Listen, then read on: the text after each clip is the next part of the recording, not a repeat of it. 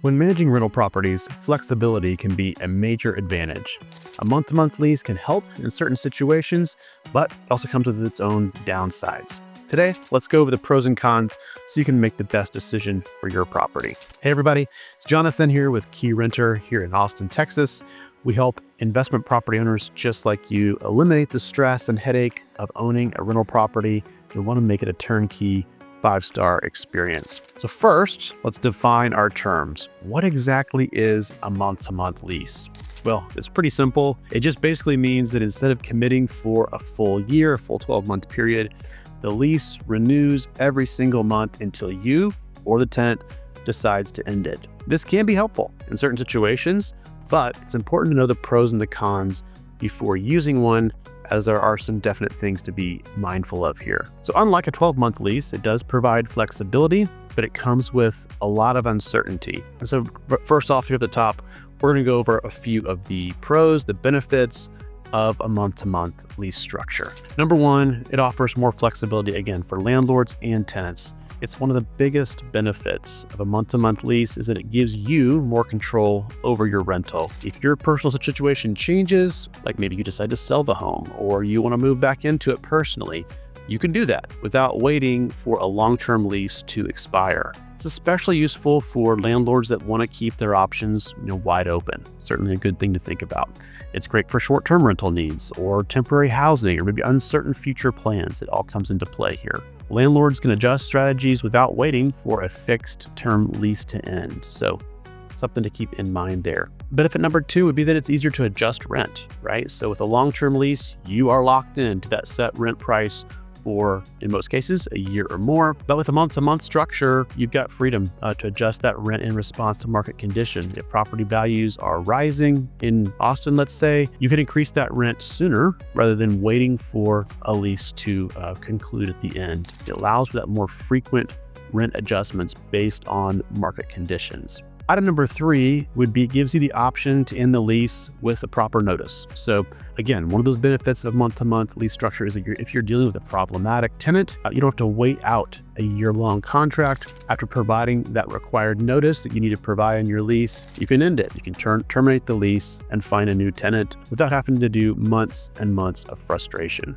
If your circumstances change, landlords can provide that notice and regain control of your property back. Benefit number four, I would say, is attracting tenants that need a short-term housing solution, right? Which some folks are in that category. Some tenants, like students, for example, or traveling professional or people in transitional phases of life, would prefer a short-term housing solution. So offering a month-to-month lease can really help you attract renters who need that flexibility, which can be an advantage in certain rental markets. It does definitely provide a solution for these folks that do need that flexibility. Now, one challenge with a month-to-month lease is that they can definitely lead to more frequent vacancies. It's just sort of logical and a fact of the matter. So if you're constantly searching for tenants and dealing with turnovers, that can be exhausting, frankly. And that's where a property management company like Keyrenter can come in and help. With Keyrenter, we specialize in reducing vacancy. It's one of the big things that we focus on and handling all those day-to-day tasks so that you don't have to. Frankly, that's part of our value that we add.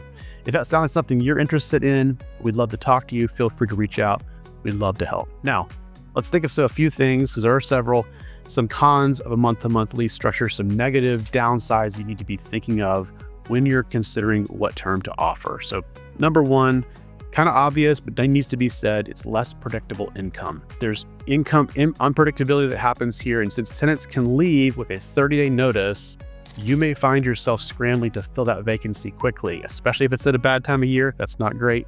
It can create gaps in your rental income, which can be stressful. If your cash flow depends on needing that rent to come in every single month, it definitely requires more active management in the structure to keep that unit occupied. And there was some possible financial gaps, right, during vacancy. So something to think about, probably one of the bigger ones here.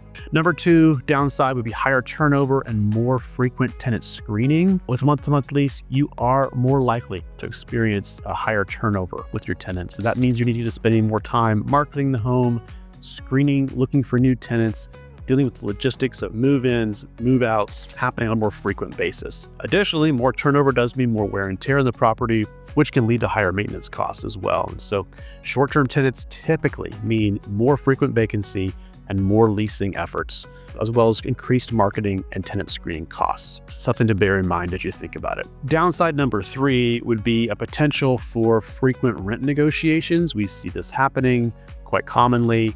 A month-to-month agreement can sometimes lead to frequent back and forth, right? Where you've got the tenant asking for discounts on rent, let's say. The tenants are usually aware that their lease isn't tied down for the long term, and so they might push back on any rent increases that you might want to do, ask for a concession, or try to negotiate a better deal. And it can really make it harder to maintain that steady income. And so that's definitely something to think through when you're deciding what term to offer. A couple of tips for month-to-month leases and doing them effectively would be number 1, ensuring proper notice compliance. In Texas, I've got to give tenants at least a 30-day notice before making any lease changes. So always double check your requirements in your local market. Check Texas laws for notice periods for rent increases. Another thing in lease terminations, you need to follow those legal requirements carefully. Some states require notices in writing and physical delivery, which we would, of course, recommend as well. Item number 2 to think about, always have a written agreement. Always use a written lease doc so that you and your tenants are very clear on the lease terms.